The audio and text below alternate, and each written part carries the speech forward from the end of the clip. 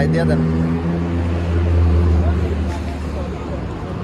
সরাসরি high commission থেকে। তো অলরেডি পাসপোর্ট হাতে পাইছি আমরা। এখন আমরা বাসায় যাবো আর বিস্তারিত ভিডিও বানাবো আজকে।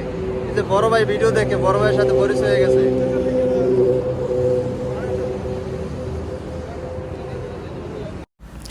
আসসালামু আলাইকুম প্রিয় প্রবাসী ভাইয়েরা, আশা করি ভালো আছেন। তো আজকে আমাকে দেখতে পাচ্ছেন যে এখানে আমি হাই কমিশনে গেছি। মূলত এটা আমার আগের ভিডিও, কিন্তু আজকের আমি একটা নতুন আপডেট দিচ্ছি।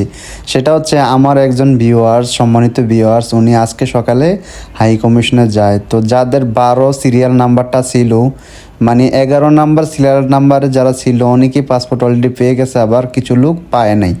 আর যাদের সিরিয়াল নাম্বারটা 12 থেকে শুরু, তারা কিন্তু কেউ এখনও পাসপোর্ট পায় নাই। তো কারা, আজকের ভিডিওর মেন টপিক হচ্ছে কারা হাই কমিশনে গেলে পাসপোর্ট পাবে, বা আপনি কি হাই কমিশনে যাবেন বা হাই কমিশনেও যাওয়ার দরকার আছে কি না, এই ভিডিওটার টপিক হচ্ছে এটা। আমি প্রথমে বলবো, এখন আপাতত আর কেউ হাই কমিশনে যাবেন না। কেন সেটা আমি বলতেছি।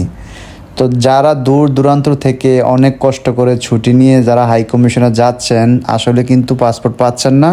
আপনাদেরকে একটা ডেট দিচ্ছে, আপনাদেরকে বলতেছে অমুক মাস এরকম একটা কথাই বলছে, কিন্তু আপনারা দিন শেষে পাসপোর্ট নিয়ে আসতে পারতেছেন না। তো আমার এই কথার উদ্দেশ্য হলো, আপনারা অনলাইনে চেক করতে থাকবেন সবাই। অনলাইনে চেক করে যখন দেখবেন পাসপোর্টটা প্রিন্ট হয়েছে, যেদিন প্রিন্ট দেখায় বা রেডি ফর ইস্যুনেস দেখায়, ওই দিন থেকে প্রায় 10 থেকে 15 দিন সময় লাগে হাই কমিশনে আসতে বাংলাদেশ থেকে। তো যখন দেখবেন যে প্রিন্ট হয়ে গেছে, এর থেকে 10 থেকে 15 দিন আপনি হিসাব করবেন। ওই 10 থেকে 15 দিনের ভিতরে কিন্তু হাই কমিশন থেকে পাসপোর্টটা মালয়েশিয়ার হাই কমিশনে চলে আসবে, মানে বাংলাদেশ থেকে।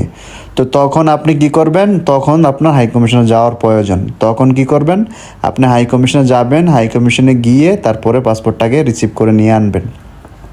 তো আশা করি আপনাদেরকে আমি বুঝাইতে পারছি। তো অযথা এখন আর হাই কমিশনে কেউ যাবেন না। আর যাদের অনলাইনে ডেলিভারি স্লিপ নাম্বার দেওয়া হয় নাই, তারা কিন্তু আর এমআরপি পাসপোর্ট পাবে না।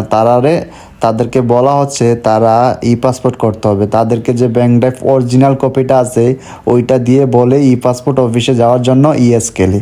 আর যারা কনফিউজে আছেন যে পাসপোর্ট অফিস পরিবর্তন হয়ে গেছে বা ইএসকেল বা ই পাসপোর্ট অফিস বন্ধ হয়ে গেছে, তাদেরকে বলতেছি, আপনার 2 মার্চ মানে 25 সালের 2 মার্চ পর্যন্ত ই পাসপোর্ট সেবা আপনার সানচাউলিংয়ে কেএসএল মানে ইএসএল যে পাসপোর্ট অফিস আছে, ই পাসপোর্ট অফিস, ওখানে 2 মার্চ পর্যন্ত আপনারা পাসপোর্ট করতে পারবেন বা সেবা গ্রহণ করতে পারবেন। আর বাংলাদেশ হাই কমিশন যেখানে ছিল পুনরায় এখানে আছে, এটা কোনো অ্যাড্রেস পরিবর্তন হয় নাই। আর যেটা পরিবর্তন হয়েছে ওইটা হচ্ছে পাসপোর্ট বিতরণকারী অফিস, ঠিক আছে। তো এখন তো মানুষ পাসপোর্ট বিতরণকারী অফিসে যাচ্ছে না, সবাই সরাসরি হাই কমিশনে যাচ্ছে। ওখান থেকে যাদের পাসপোর্ট হাই কমিশনে আসছে, ওখান থেকে কিন্তু পাসপোর্ট নিয়ে আসতেছে। তো আশা করি আজকের ভিডিওর মাধ্যমে এই আপডেট তথ্যটা পেয়েছেন। তো ভালো থাকবেন, সুস্থ থাকবেন। যারা চ্যানেলটা সাবস্ক্রাইব করেন নাই, অবশ্যই সাবস্ক্রাইব করে দেবেন। আল্লাহ হাফেজ।